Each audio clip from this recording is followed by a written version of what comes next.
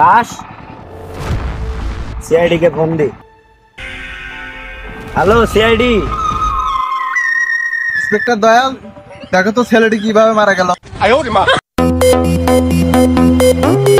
Inspector রাজগর, তুমি দেখো তো লাশের আশেপাশে কোনো প্রমাণ টমান আছে নাকি।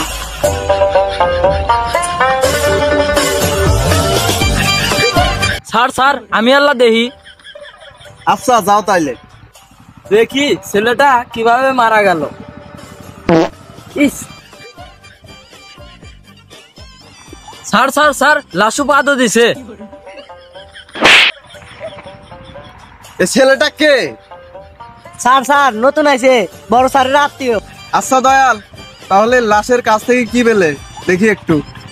স্যার তাহলে আমি বলি না, এ ছেলে এত বেশি পেঁচাল পারে কেন? স্যার নতুন আইছে তো, দুই একটা চর থাপড় খালি ঠিক হয়ে যাবে। অজগর, তুমি কিছু পেলে? স্যার 1 মাস ধরে বেরাস করে না। তুমি যে বলতে চাইলা বলো দেখি। স্যার পাত্তি ওর গ্যাস নলে ফাটে ওই মরে গেছে। ইন্সপেক্টর দয়াল, এর তদন্তটা হলে এই দুইজনকে বের করে দিবা। বুঝলাম না, সে এখন পাদও দিল।